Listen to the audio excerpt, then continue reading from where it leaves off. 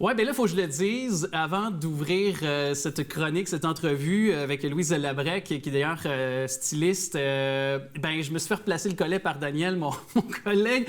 Je suis content. Il m'a comme sauvé la vie, surtout devant une styliste d'expérience et connue comme donc auteur Louise Labrec. Merci d'être avec nous. Je précise votre dernier livre aux éditions La Presse, bien sûr. Vos vêtements parlent. Oui. Et justement, comment est venue l'idée de ce livre-là? Est-ce que c'est parce ça fait un an qu'on fait du télétravail puis qu'on s'habille en mou puis le monde et sont allés du croche? Non, premièrement, ça fait longtemps que j'ai le sujet en tête parce que, veux pas, quand on s'habille, on émet tout de suite un message. Hein? Puis ce message-là peut être perçu de différentes façons, de façon très positive ou de façon très négative. Ouais. Donc, moi, j'ai eu le goût d'aller plus en profondeur sur ce qu'est le vêtement. C'est quoi l'image qui dégage? Puis aussi, comment faire de cette image-là?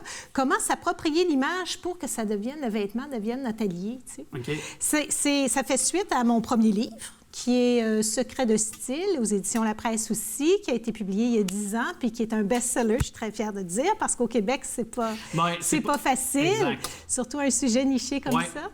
Mais donc là, c'était... Le premier livre, c'est vraiment sur l'art de s'habiller, tous les trucs, la silhouette, les couleurs.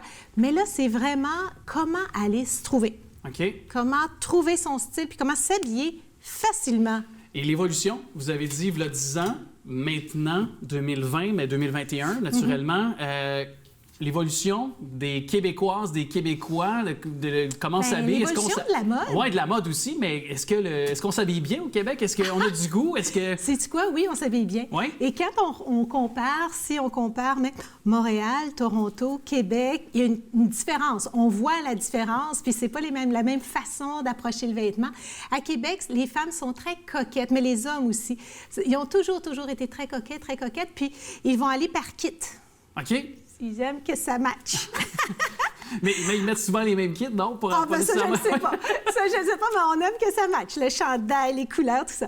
À Montréal, on a plus une approche plus européenne. On va oser plus des styles, vraiment des mélanges de matières qui vont être intéressantes.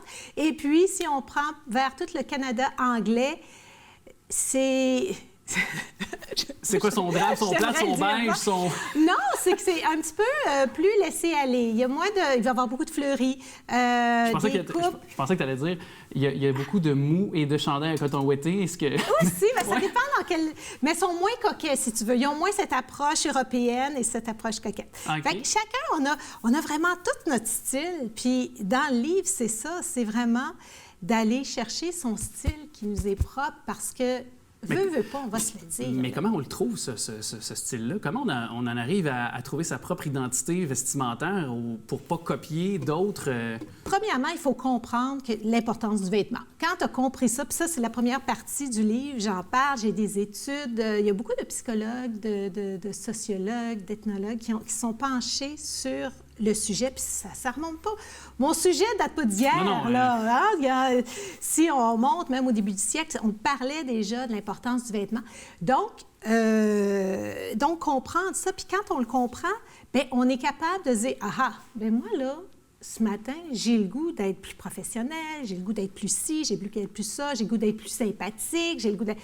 C'est savoir quel message tu peux envoyer. Me sentir beau, belle... pas belle. Tu sais, non, mais il y en a des fois, ça te tente pas, là. Tu dis, hey, moi, là, ça me tente pas de la party-là, puis je m'habille pas. Ouais. Bon, mais ça va paraître. mais est-ce que, je me trompe, mais il y a même un effet de sociologie où presque on peut aller, tu sais, comme vous avez parlé tu as parlé des ethnologues et tout ça, mais le fait qu'il y a aussi des modes qui sont cycliques et qui reviennent, tu sais, les jeans troués, les fameux jeans troués du mouvement grunge, par exemple, des années 90, les chemises à carreaux qui sont revenus, les lumberjacks, de ça, quelques années, on parlait... ça revient. Ça revient constamment. Comment on interprète ça aussi? Bien, ça, c'est parce que puis ça, c'est fascinant. Ceux qui aiment justement l'histoire et ceux qui aiment la mode, bien, suivre l'histoire de la mode, c'est vraiment suivre l'évolution d'une société.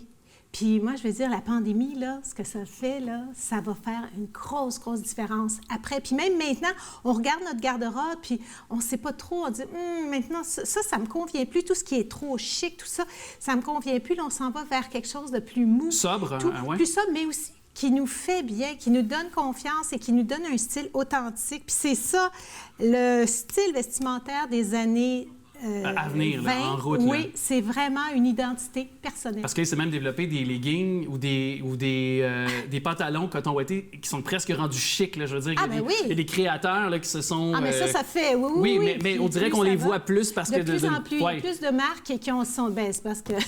on passe notre moitié de temps, c'est ça? C'est ça, parce qu'on est en mou. Fait que c'est pour ça que notre garde-robe, on va porter peut-être le veston, mais avec un pantalon plus mou, peut-être un coton ouaté en dessous, des choses comme ça. C'est juste une... On va la garde-robe va se changer.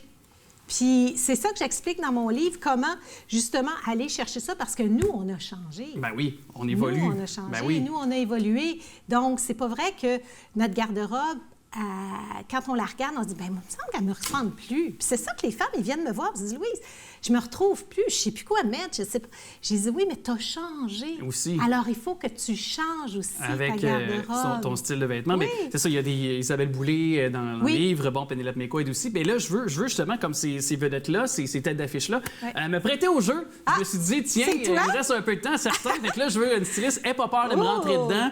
Si c'est pas selon les normes ou si je dois changer quelque chose. Moi, je vais te dire le message que tu envoies. Oui. OK? Parce que c'est vraiment ça. Premièrement, on voit que tu es coquet. OK, tu aimes, tu as le souci de bien t'habiller, tout ça. Mais il y a peut-être un souci du détail que j'ai manqué? Que t'as manqué. OK.